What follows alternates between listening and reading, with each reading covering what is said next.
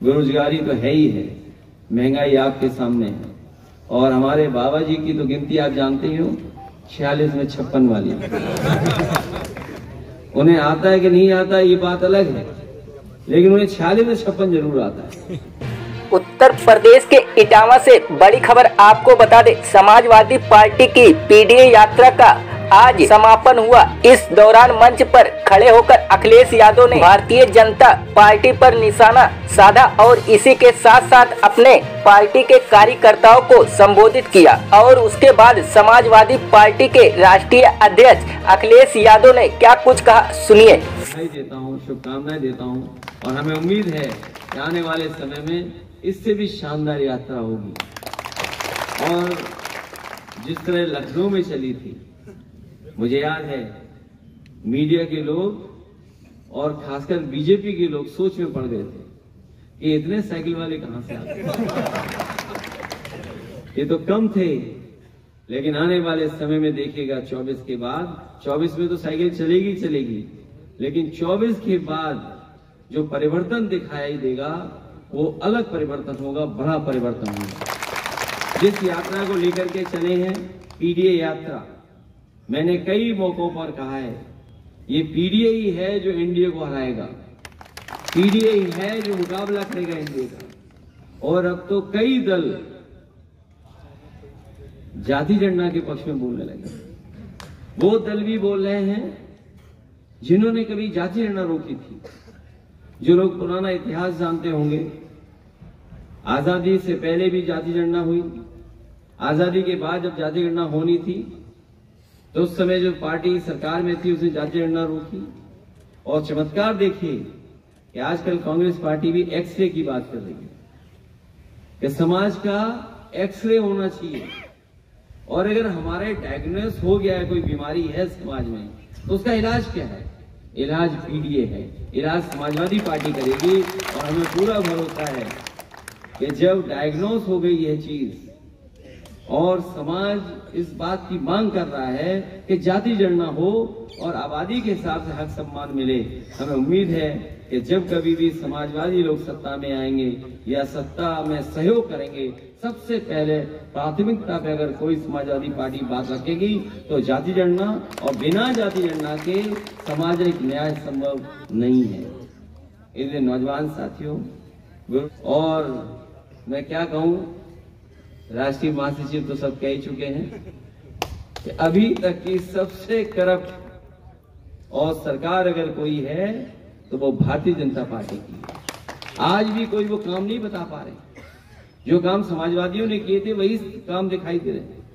चाहे वो डायल 100 हो, जो डायल 112 हो गया, चाहे वो एम्बुलेंस हो, चाहे बड़े बड़े अस्पताल जो बने थे, या जिस सड़क से जहां से आपने शुरू किया, ये पूर्वांचल के लोग जानते होंगे, या गाजीपुर के हमारे साथी जो बैठे हैं, आजमगढ़ के हैं और आसपास के लोग, वो जानते होंगे कि सोचो कितना समय लगता था लखनऊ राजधानी से गाजीपुर पहुंचने में और बलिया पहुंचने में, कितना समय लगता था।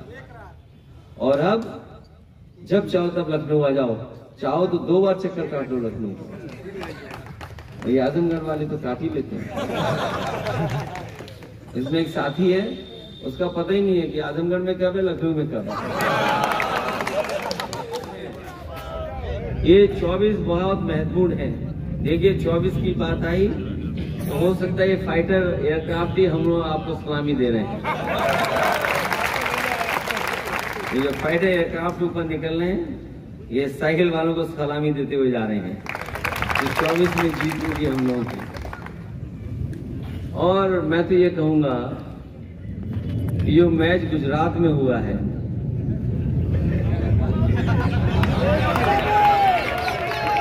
अगर ये स्टेडियम लखनऊ में हुआ होता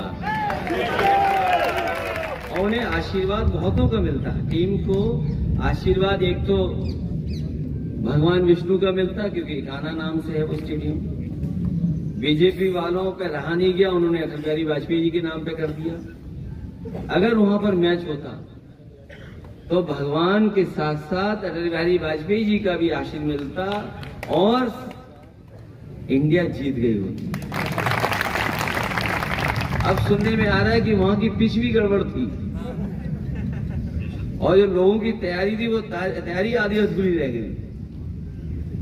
इसलिए कभी कभी समय बताता है कि अब समय उनका नहीं है, समय दूसरे लोगों का आने वाला है। जहां तक सैफई का सवाल है, मैं आप सबको बधाई देता हूं कि नेताजी को कल हम लोग याद करेंगे। उनका जन्मदिन मनता रहा, कल मनाएंगे। उससे पहले आपकी यात्रा सैफई में खत्म हुई। इससे बड़ी बात और क्या हो सकती है कि जहां से हमें साइकिल मिली, जहां से नेताजी ने समाजवादियों को जगाया, और न केवल सैफई के लोगों को जगाया बल्कि देश के लोगों को जगाया, और उन्होंने साबित किया कि गांव आर्थिक और सामाजिक रूप से अगर संपन्न होगा तो कितनी खुशहाली आएगी। एक ये यूनिट और एक ये गांव उन्होंने उदाहरण दिया, पेश किया। आज भी नेताजी को अगर याद करते हैं तो साथ साथ उन्हें सैफई भी याद करते हैं। अगर पहचान किसी ने दी है सैफई को और समाजवाद को, तो नेताजी ने, जो अपने जीवन भर सैफई से लेकर के समाजवाद के लिए कई जिलों में आप लोग लेकर के गए हैं। मुझे खुशी है इस बात की कि समाजवादी पार्टी के सभी वरिष्ठ नेता समय समय पे आपके कार्यक्रम में शामिल हुए हैं। आप जिस जिले में गए, जिस विधानसभा में गए, वहां पर समाजवादी पार्टी के नेता, समाजवादी पार्टी के चुनाव लड़ने वाले या विधायक आपकी यात्रा में लगातार शामिल हुए हैं। मैं उनको भी धन्यवाद देता हूं, बधाई देता हूं उन्हें भी कि कई जगह तो ऐसे ऐतिहासिक कार्यक्रम आपने देखे होंगे कि आपको खुद लग रहा होगा कि ये कार्यक्रम इतने बड़े कैसे हो रहे, कैसे जन समर्थन मिल रहा है। बस्ती का कार्यक्रम, अयोध्या का कार्यक्रम, और आप खुद जानते होंगे कि समाजवादी पार्टी कहां मजबूत है।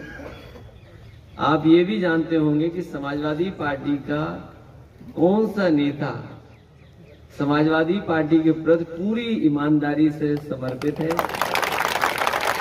और आपको ये भी समय समय पे देखने और सीखने का मौका मिला होगा कि कितनी तकलीफ और परेशानी होती है। कभी खाना अच्छा मिला, कभी खाना नहीं मिला, कभी मन का मिला, कभी अपने हिसाब से किया होगा। और जिस तरह का मौसम, जिस मौसम शुरू किए थे, मैं जानता हूं अब ये लोहिया वाहिनी के जितने नौजवान चल चुके हैं, ये और जिन्होंने यात्रा के बारे में सुना है, समझा है, देखा है, उन्हें न सर्दी की परवाह होगी, न गर्मी, न बरसात की, हर मौसम का ये मुकाबला कर लेंगे। कई साथी बीमार हुए, मुझे पता है, गंभीर बीमारी भी हुई, लेकिन उन्होंने परवाह नहीं की। हालांकि कुछ बीमारियां ऐसी हैं, अगर उनका ध्यान न दिया जाए तो नुकसान बड़ा हो सकता है। आपने अखबारों में भी पढ़ा है, डेंगू जैसी मामूली बीमारी को भी सरकार में इलाज नहीं मिला, लेकिन हमारे कई साथी इस बीमारी से पीड़ित हुए, लेकिन उन्हें कुछ नुकसान नहीं हुआ और वो स्वस्थ होकर के दोबारा साइकिल चलाते रहे। कितना भी काउंट नीचे गया, लेकिन उनका काउंट बढ़ गया जैसे ही पैडल उन्होंने चलाए और मारे।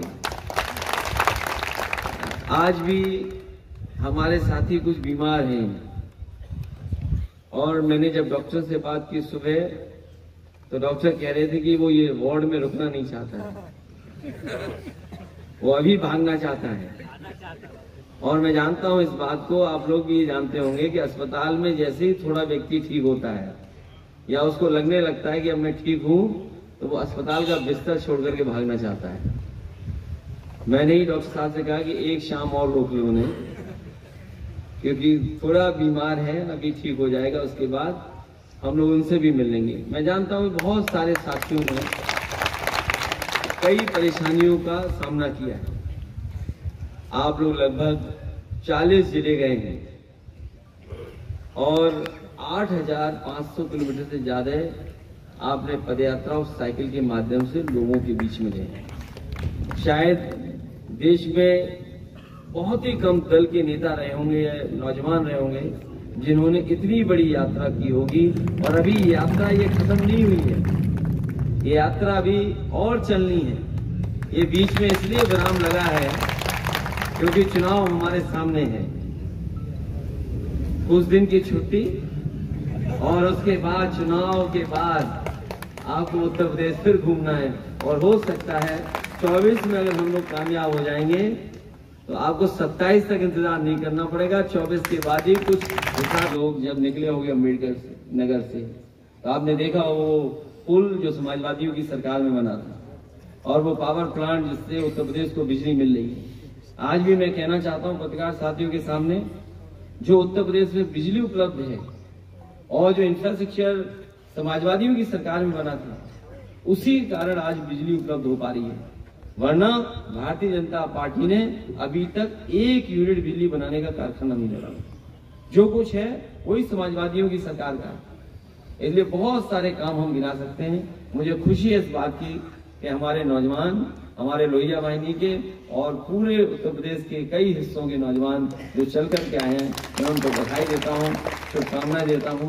मुझे तो लगता था कि अपने साथियों का थोड़ा वजन कम हो जाएगा, लेकिन इधर मैं देख रहा हूं कुछ लोगों का वजन बढ़ा है। इसलिए लगता है कि अब साइकिल यात्रा और तेज रफ्तार से चलानी पड़ेगी। इसलिए बहुत बहुत बधाई देता हूं अभिषेक यादव जी के साथ साथ जितने भी साथी आए हैं उन सबको बहुत बहुत धन्यवाद, बहुत बहुत बधाई, बहुत बहुत शुभकामनाएं। अभी जरूर छुट्टी है, लेकिन कुछ समय बाद फिर शुरू करनी है। हमें उम्मीद है कि 24 का भी परिणाम अच्छा आएगा और आने वाले समय में जो संघर्ष और जिस दिशा में राजनीति जाएगी उसमें समाजवादियों की सबसे महत्वपूर्ण भूमिका होगी और पीडीए ही एनडीए को हराएगा। आपको बहुत बहुत बधाई, बहुत बहुत धन्यवाद।